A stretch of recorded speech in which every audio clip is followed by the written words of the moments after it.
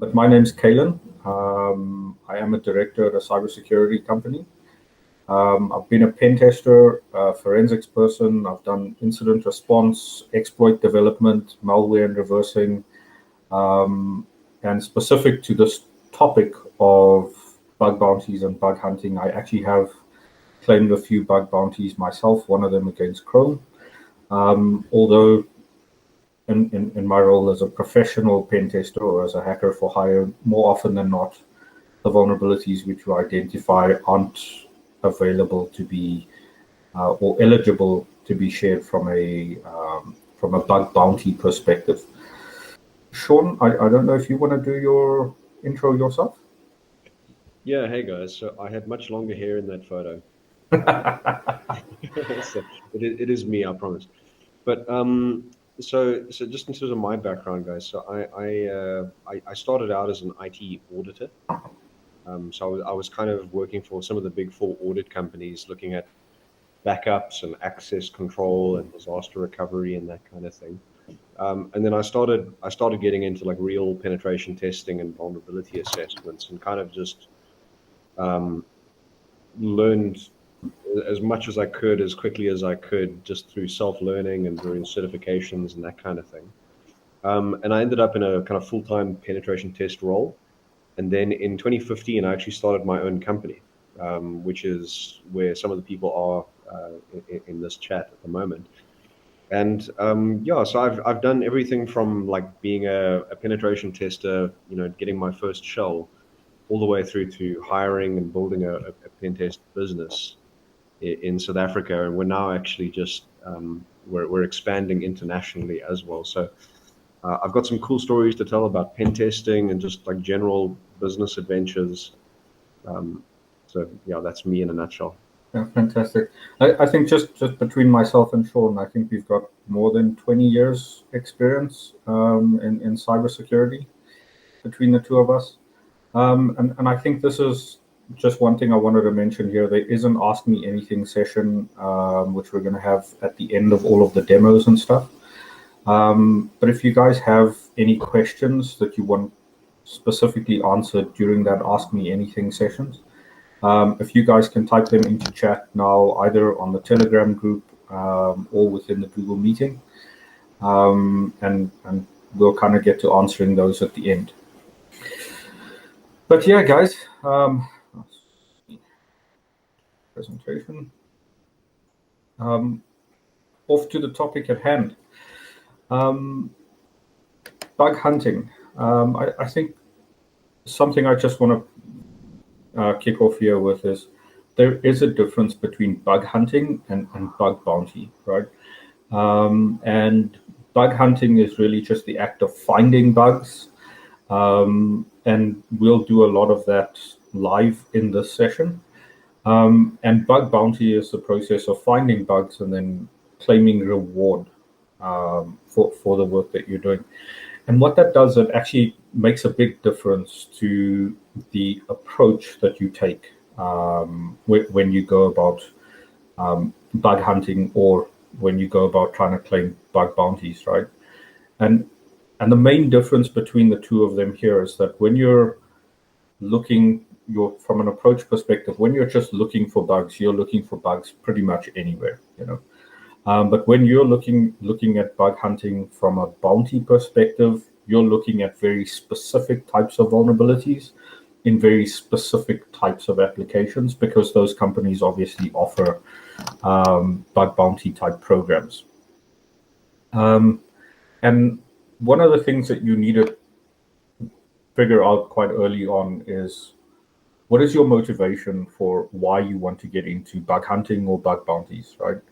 Do you want it for the experience? Do you want it for the fame? I mean, it looks good on your CV if you can say that, I've claimed bugs against the following products.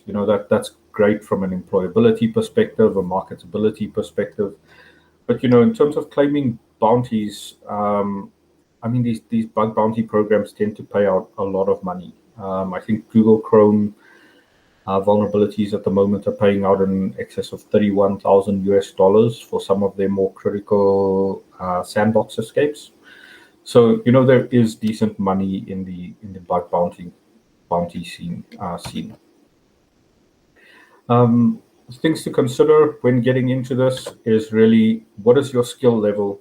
Which platforms you've got experience in, and maybe this is something you should write down. But start off with, what are the platforms you've got experience in? What is the level of your experience? Are you a developer? Do you do operational stability?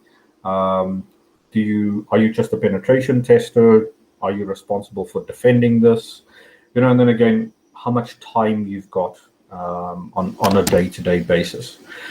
And I think once you can answer some of those questions for yourself, you'll see that it actually starts to narrow your scope a bit for how to get into bug bounties and bug hunting, right? For example, if I'm a PHP developer, then looking for bugs in PHP applications is going to be the easiest thing for me to do from a starting off perspective, right? Something to consider here as a starting point for getting into bug bounties and bug hunting. And I know I'm going a little bit quick here, guys, but I actually just want to hurry up and get to the demos where we can actually go and find some bugs. But something to consider before you start on the bug bounty and bug hunting side of things is actually looking at bug fixing programs, right? So there are a couple of really good bug fixing programs like OpenStack. You can look for them on GitHub. And basically, these are sites that you can go to where other people are posting bugs for their code, their own programs that are widely adopted sometimes. I think the Mozilla project actually tracks all of their bugs using OpenStack. And you can look for bugs in the Mozilla stack that other people have logged. And you can look at them by tag. You can say, like, what are the security related vulnerabilities that people have posted? What are the security related vulnerabilities in PHP apps specifically? Because obviously, if we use my skill set as a PHP developer, for example, then PHP is a great place to start by just going to the OpenStack website, looking for labels relating to PHP, security vulnerabilities, and actually getting a feel for what are the vulnerabilities that exist in other people's code, right? This is a very commonly overlooked step in when people get into penetration testing and security research, is that they kind of want to get straight into the breaking things, but it's very easy to see the missed opportunity in being able to audit other people's code and look for weaknesses in their code. And those patterns, as you'll see a little bit later on, are going to be super useful for you when you try to look for vulnerabilities in specific subsets of code for companies that either offer bug bounty type programs or things that you just want to be able to find bugs in for yourself, in either your own code or if you're actually doing vulnerability auditing on behalf of a friend or something like that. Some of the bug bounty platforms that are available. I think we've just got someone who's joining the session. Sorry, guys. So some of the bug bounty type platforms that are out there. There are, I think I was able to pick up about 7 different bug bounty platforms as a whole. And those are things like BugCrowd or HackerOne, where you can basically go to this website, click on the directory, and have a look at all the companies that are signed up for bug bounty on their bug bounty programs.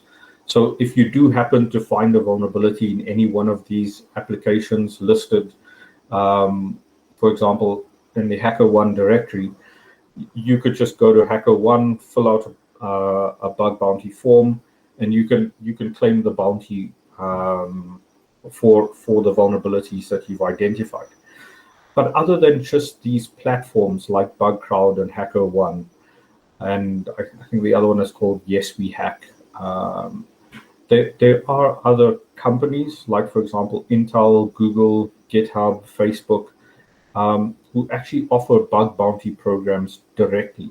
So you can, if you find a vulnerability in a Google product, for example, you can go to the website, search for Google bug bounty program, and I think it's one of the first links will pop up there, and you can actually have an idea of, what Google will pay for what types of vulnerabilities, and they will manage their own terms and conditions, which I think we'll discuss in the next slide. But really, it's an ability for you to get in contact directly with companies to claim their bug bounties, not just using the bug bounty platforms like BugCrowd and HackerOne. So sometimes the payouts are much faster going directly with the company. But as a security researcher, you'll find that logging something on something like these bug bounty platforms, like, for example, BugCrowd, actually gives you the ability to prove that you were, in fact, the person who submitted this bug, what the bug was, the date and time, the company's response. And, it just gives you a little bit more protection as well. If the company decides, no, we don't see that as a bug, the guys on these platforms do actually serve as an intermediary between yourself and the company for which you're submitting the bug bounty. Things to consider that's very important here when doing bug bounty type things is the rules of engagement, right? So number one, what is the scope that you're allowed to assess, right?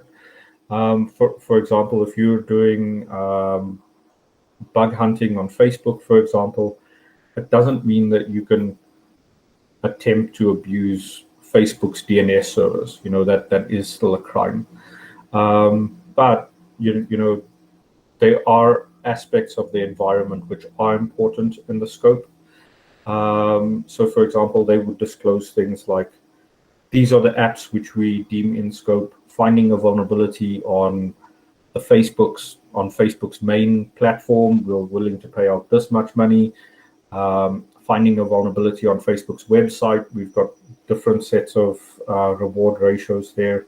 And then they also define data handling, right? So this is, if you find a vulnerability on Facebook which allows you to read someone else's messages, very important, because a few researchers have actually had their bug bounties pulled as a result of this, is you're only allowed to access data that you own or that you're legally entitled to, right? So if you find a vulnerability in, let's say, Facebook, for example, and you dump all of the profile pictures of everybody's Facebook account, you could invalidate your eligibility for those particular bounties.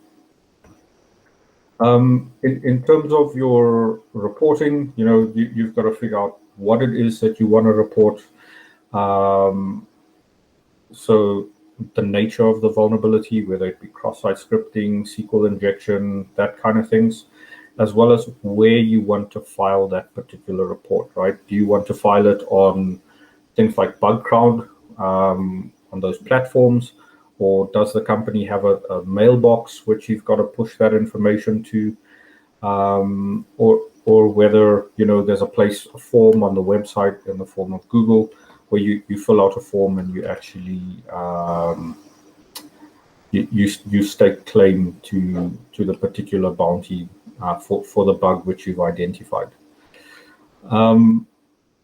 Important things to consider when reading their really long terms of engagement is things that may disqualify you. So, for example, if you find a vulnerability in Google and you submit a bug report to Google and then you immediately tweet about it, you then become ineligible for a reward on Google's bug bounty program because you've publicly disclosed it without giving the company the opportunity to fix the vulnerability first.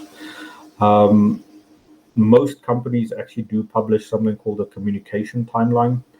And what that is a list of, from the time the vulnerability is reported, how long do they have to patch the vulnerability? From the time the vulnerability is patched, how long do they have to distribute patches?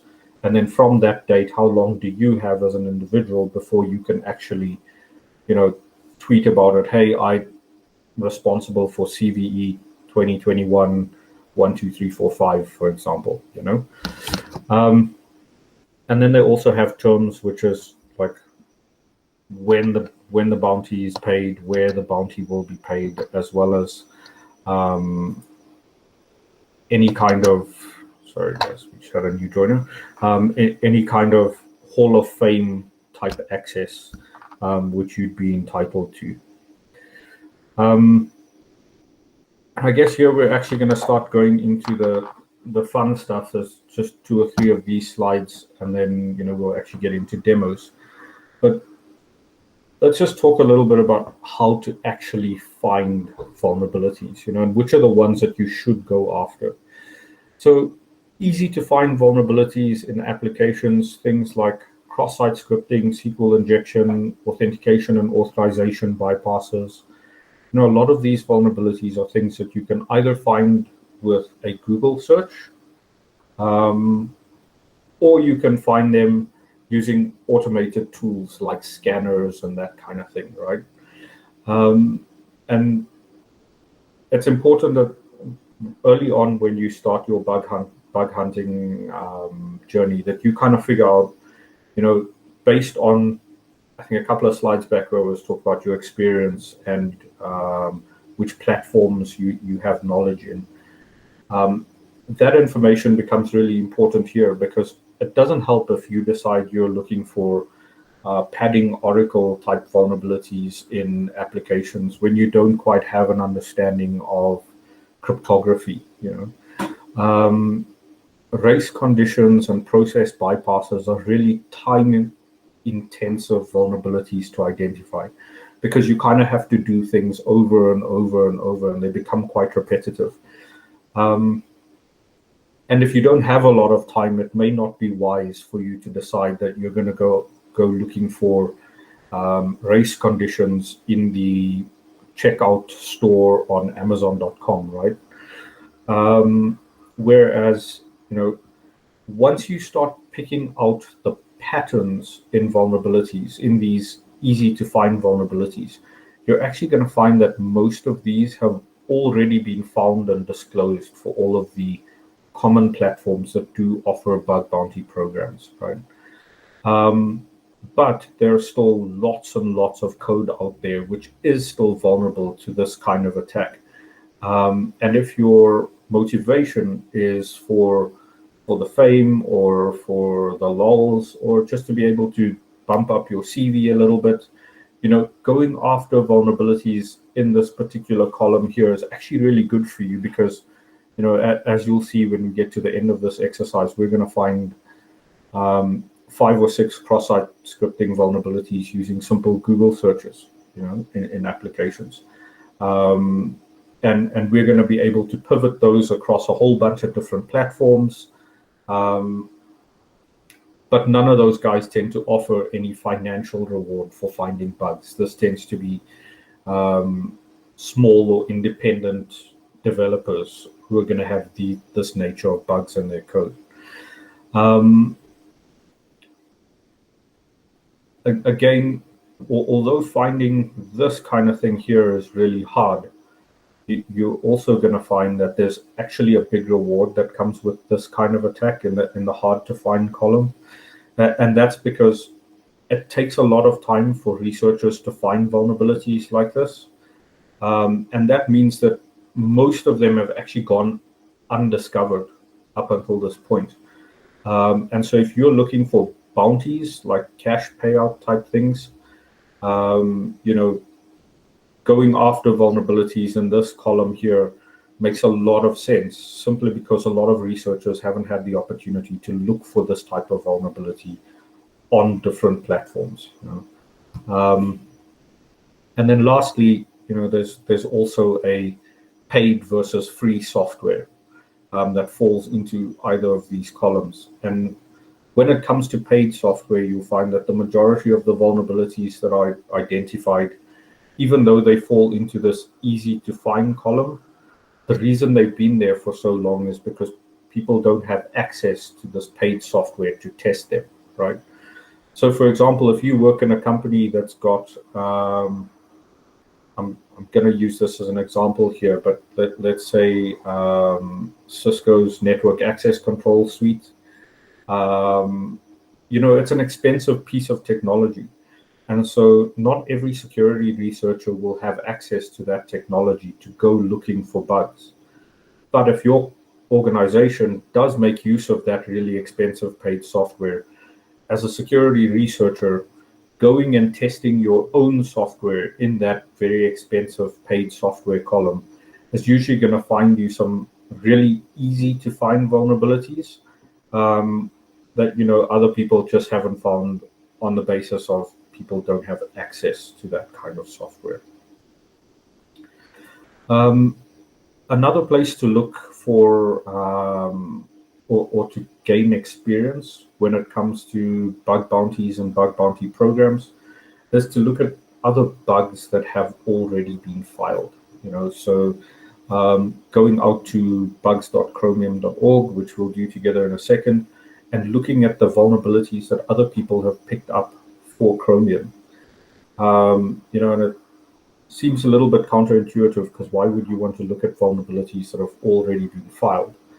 The thing is, people tend to copy and paste code all over the place. And so if you find that a particular person has copied some code and that code is vulnerable to a specific type of vulnerability, you'll find that there's some other people using similar code snippets within their own code.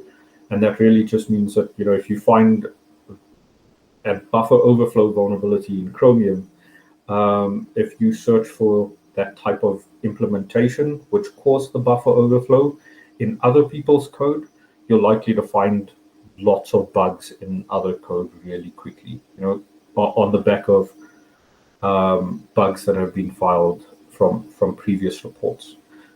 Looking at things like CVE details, exploit DB, ODay today, there's a lot of really good, I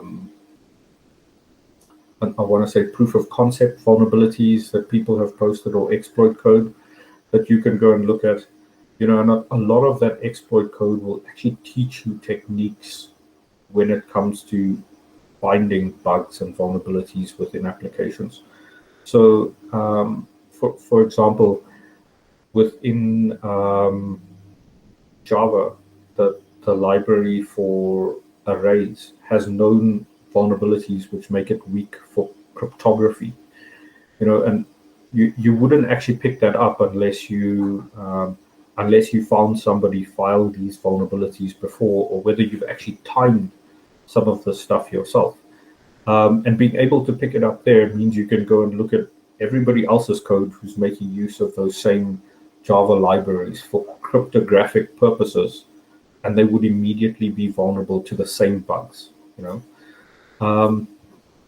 Something I want to show you here is a video of a bug which someone has filed on the chromium.org project.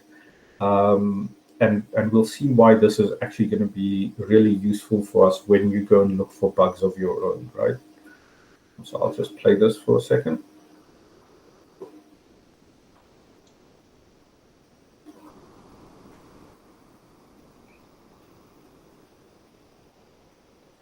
Can you please zoom out the screen? It's very tiny. So does that help? Yeah, it's okay now. Okay, perfect. So in this particular screen here, don't worry about this. We'll actually look at the bug together in a second. But within the video that you guys just watched, if I go back to this, what you would have seen is that there's a Chrome window which appears. The guy right-clicks on a mail, clicks on Open With, and then clicks on it, and Chrome crashes, right? and you can actually see the memory address where the crash happens, and you've got the stack trace that goes with it. So not very important here as to understanding why you've got the heap buffer overflow, but the point is you want to be able to figure out, well, how do I go about finding these heap buffer overflow type vulnerabilities, right? And I'll show you guys how to find these vulnerabilities without even understanding C code, or being able to read or interpret this type of code. I think the next slide here is we've got some demo time, and this is actually going to be the fun bit. And I think what I'm going to do here, if I can just switch windows. Here we go. Right. So I'm going to exit the presentation. And we're actually going to look for some cross-site scripting vulnerabilities in some other people's code here, right? I'm going to start with this window here. If you look at the search that I'm doing, please forgive the fact that I'm using Bing, guys. It's not the worst in the world. But if you look at the search that I'm doing here, right, is I'm looking for everywhere there's an echo.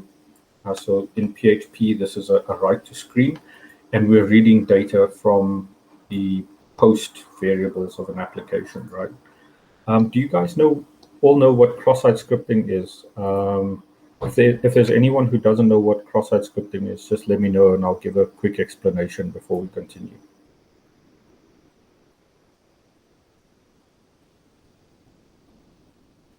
Okay, so we all know what cross-site scripting is. I think if you look at the search that I'm doing here, I'm just looking through github.com, and I'm looking for wherever there's a write using server variables, right? And we're going to pick out this particular project here. And you're going to see that, let's actually find the echo.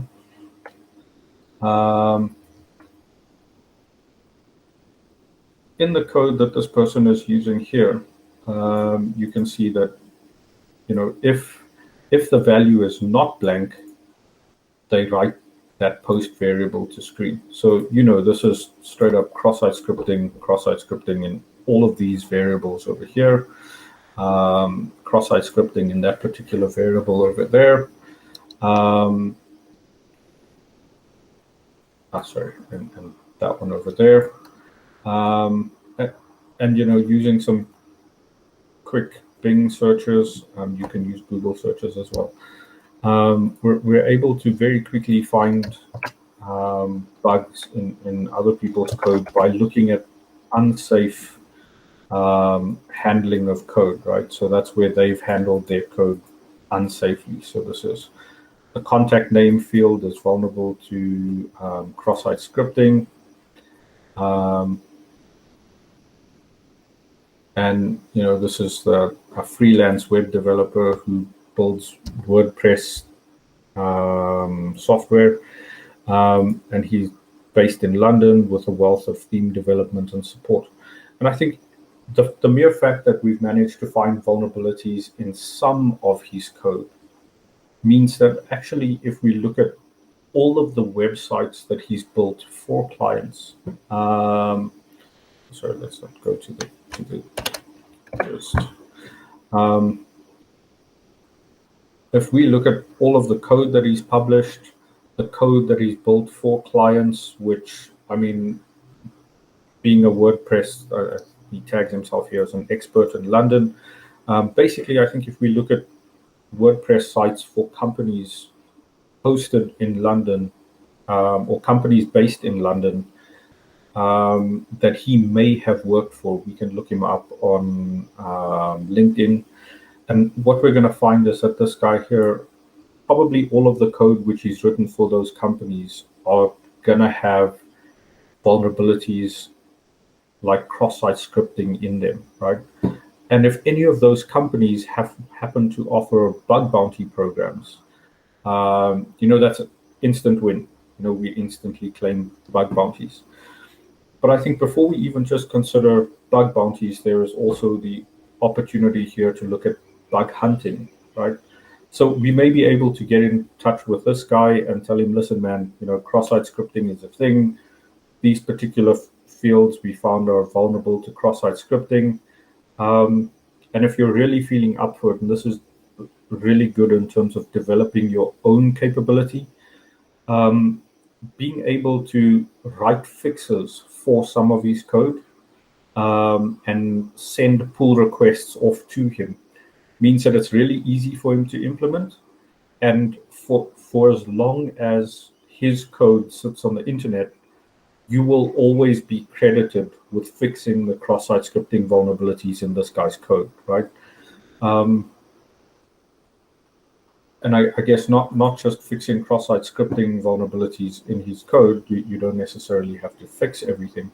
But what you can do is you can actually log an issue. So even if you don't fix the vulnerability, you can log the issue for yourself. And that will always stay on your GitHub profile. So when applying for a job at other employers, you can really just pop out your GitHub profile and say, there's these 500 odd projects that I've worked in to try and eradicate something seemingly as basic as cross-site scripting from these projects.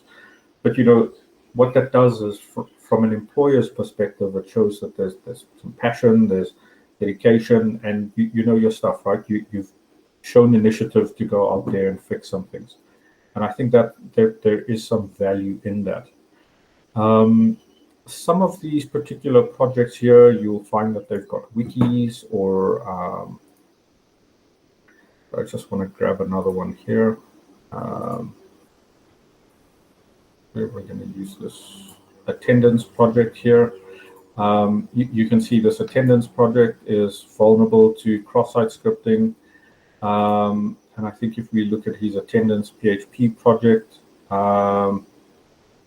you will find that this thing here is actually hosted at Heroku. So you can click on it and not just find vulnerabilities in source code, but you can actually go about finding vulnerabilities in an app that's running on the internet, merely by starting off with simple searches like this one. I just want to firstly,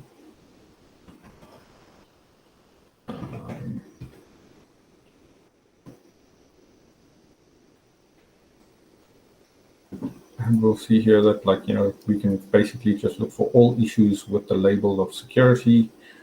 And you can see this one here is being reported to HackerOne. And that is the report itself. And the issue is addressed by spoofing in the Brave for iOS project. We're not logged in here at the moment. I don't want to log in. But you can see how easy it is to look at vulnerabilities that exist. Things that other people have found, picking out those patterns and going looking for it in other projects as well, right? Using open source tools like Google, like Bing, like GitHub, their own search engines. In fact, I want to show you guys on the Chromium side. I'll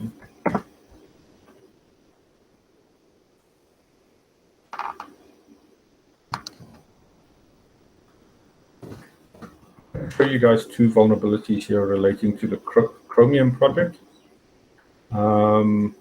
So within the Chromium project, so Chromium is Chrome, the web browser itself. And this is the bug which I showed you guys earlier. You can see that, this is an example of a really good bug report for Chromium, right? And he did actually cause a crash within Chromium, and we can actually go and look at how he went about doing that. So he's got POC and iframe. And if you read the report here, it's a heap-based overflow. I hope you guys don't mind. We're going to go to the top of the hour, so we'll run a little bit over. But you can trigger a heap-based overflow when the selected handle index is greater than the vector size. So this is just by looking at his code, we can see that he registers some protocol handlers here. And again, in this iframe, he registers another one. Trigger button, here we go. He registers another protocol handler for mail to links. And then when he clicks the button, you can see this function executes. That's when you open the context menu. This function executes, which is the one over there. And it unregisters one of the protocol handlers. So what that means is basically a second after you click it. So when the page loads, he's registered 2 function handlers. After you right-click on the email the email link that he shows, a second later he unregisters one of the protocol handlers.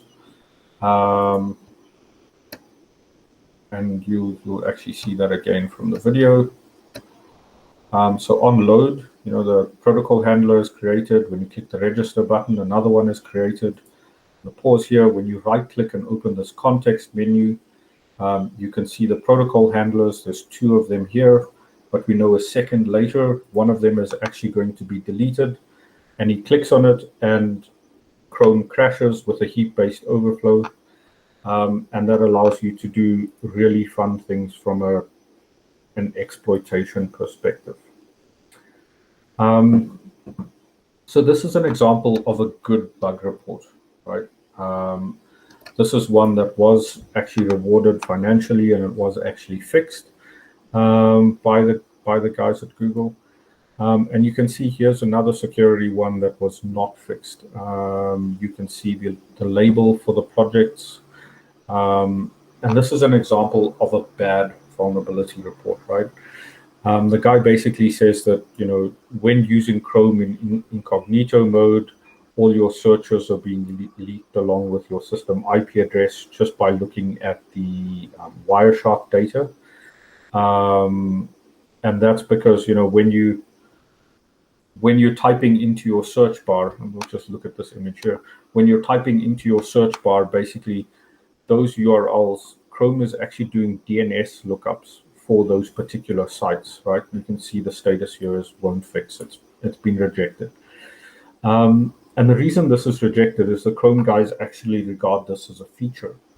And this guy's actually put it out as a security report that says, hey guys, Chrome is bad.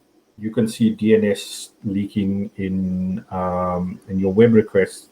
But actually, this shouldn't have been a security report. This should have been a feature request. As with Firefox, they're able to do DNS over HTTPS, which means that none of your DNS queries leak on the private LAN. And I guess had this been a feature request, it may have actually been considered as a security feature within Chrome. But raising things as bug security and not explaining the impact as well as a potential solution is really the thing that's done this guy and actually invalidated him from the perspective of this particular bug bounty program.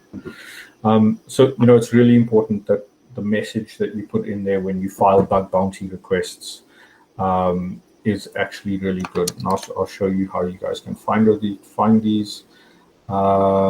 We can just go type security. Search, yes, and we can see all the different vulnerabilities that have been leaked from a Chrome perspective. And reading these will actually give you a good start for other vulnerabilities to look for in other browsers and in other applications. So I'm going to purge these for a second, and I'm just going to open up another one here.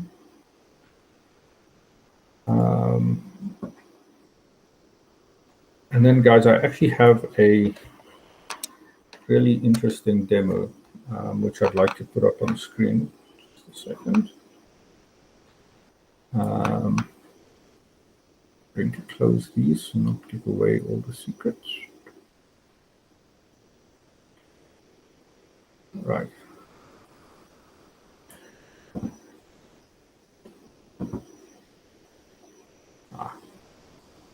Gone and done it, Toby.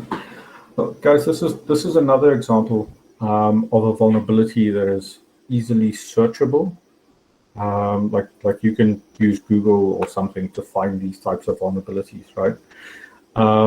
And basically, sorry, let me see out the window. And basically, this is someone using some code to validate a password, right? So this is a function that someone is using to validate that the request, the password that's passed to it, which is string 2, matches exactly the secure string as defined here. And let's say you couldn't see this particular code. So this is code in a compiled application or a web server or something outside of your control, but you can actually call this function, right? So I'm going to just kind of show you guys what happens if we use the incorrect password and what this returns.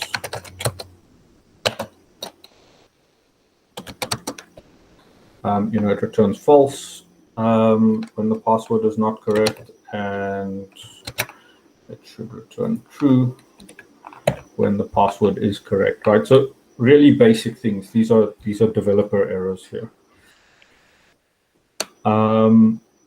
And I just want to ask, can anybody look at this particular function and tell me if they can see any issues with it? So just a hands up as to what's wrong with this particular function. Yes, I think there is a type juggling for the comparison. Okay, and how would you exploit that?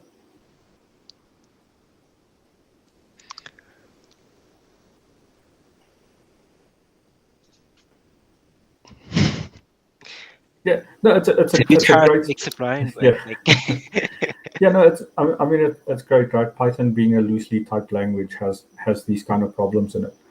But I mean, if we look at this particular vulnerability here, or this particular bit of code here, just by looking at other bug reports on the internet, you'll actually see that, this is vulnerable to a really interesting timing-based attack, right?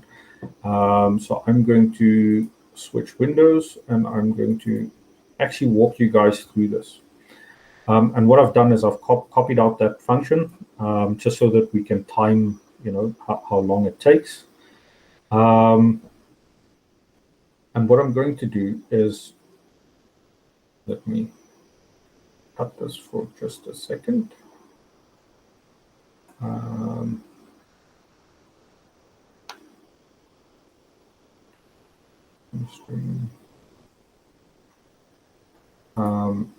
What I'm going to do is I'm going to run this function, and what this function will do is that for every time we run this piece of code, that's going to basically iterate through adding character after character and kind of tell me, how.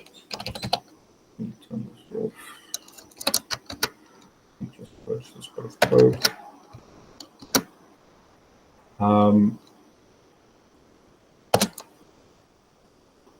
Going to run this a few times, 5 by 2.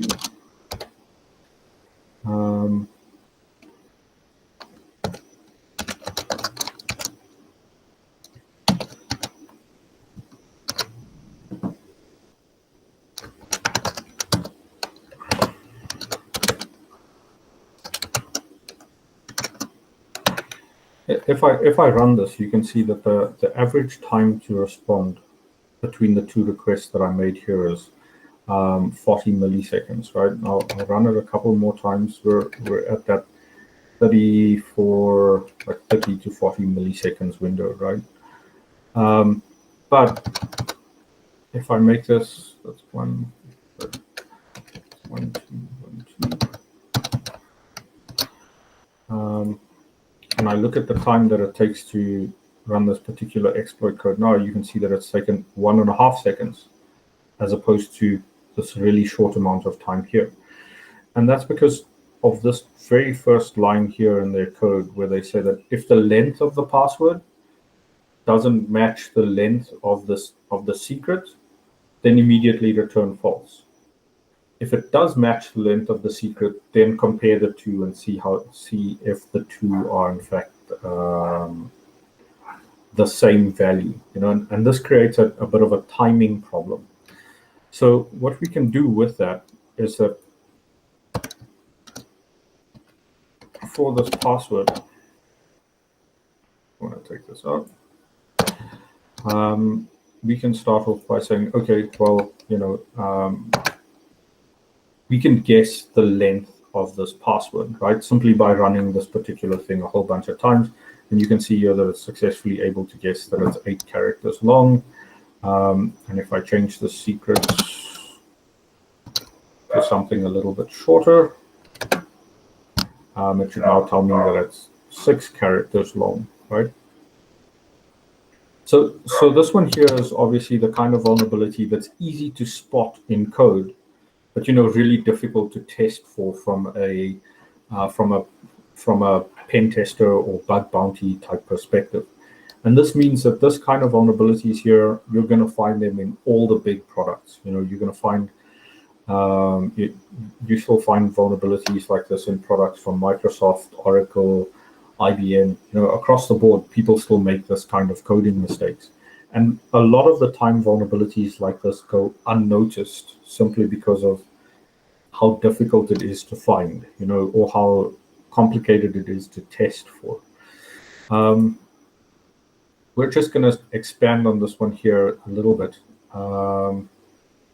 And sorry, I'm going to fix my code badness here. But if you look at this particular code and I time, if we know the password is 8 characters, it doesn't actually give us the password, but there are ways that we can still derive the password. So if you look at this bit of code here, lines 8 to 13, we can find that another timing vulnerability actually exists within this bit of code on its own. Because what it's doing is it's comparing the values in the array one at a time as it's moving through the array. And as soon as it finds a value that it doesn't match, it obviously kicks it out, right? So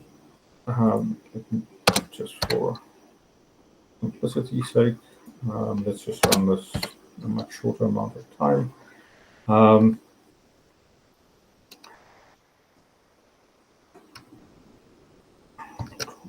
We're just going to use the password A.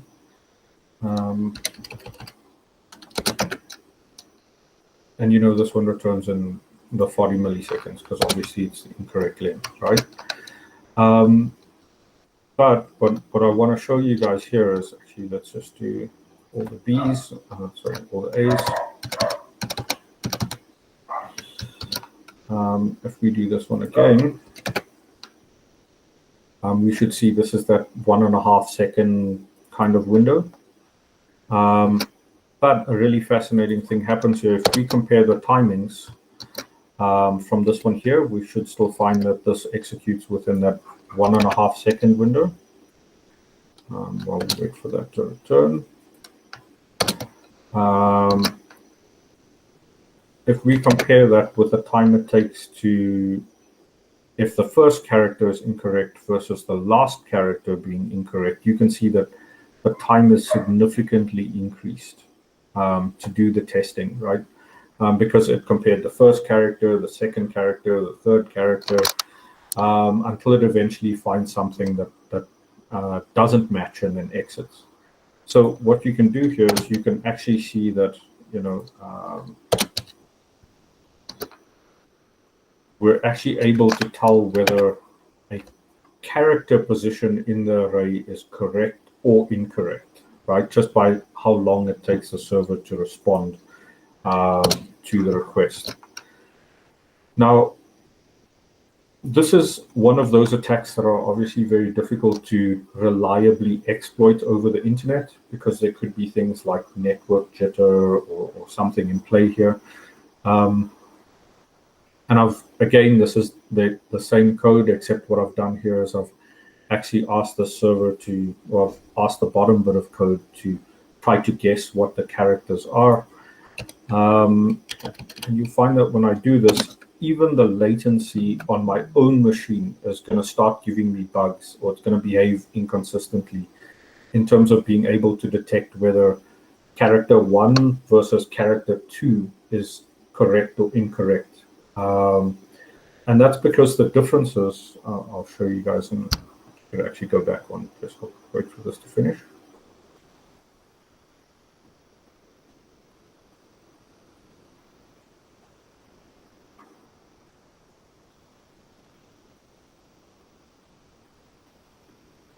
But the downside of writing purposefully bad code is that it actually runs purposefully bad.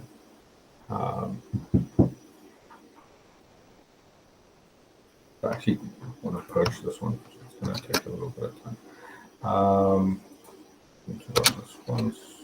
I'm going to delete that just for time purposes.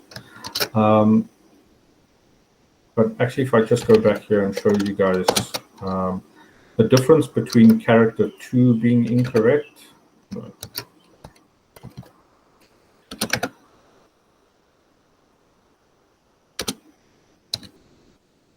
And character 3 being incorrect. Just in terms of my own machine's execution time, you can see that here, character 3 being incorrect actually executed faster than character 2 being incorrect. And that's just CPU scheduling priority, right? So you'll find that even if you automate this entire attack here to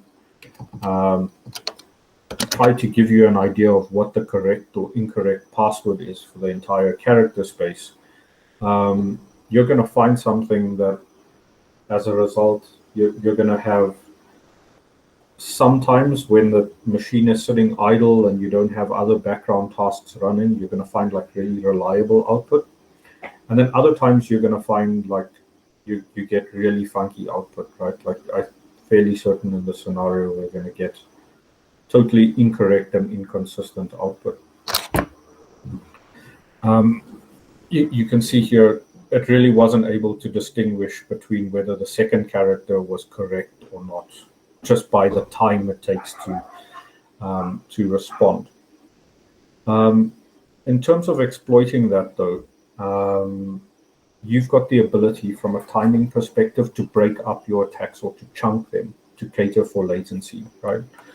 So, for example, in this scenario here, we can't tell whether character 1 or character 2 is incorrect, but the difference between character 1 and character 5, for example,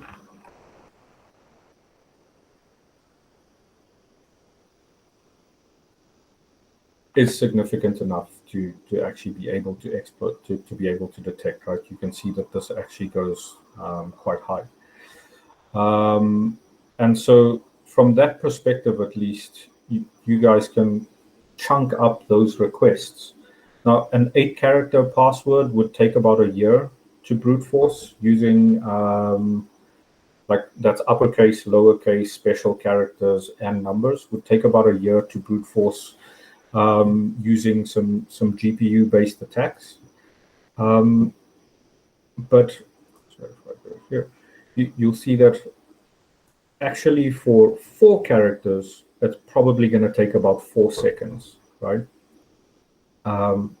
So what that means is you can create passwords for these. You can create password combinations, and you see I've done that there, using the same character space for the first 4 characters. And what that means is I've taken a 1-year attack and I've broken it down into 2 4-second attacks, right?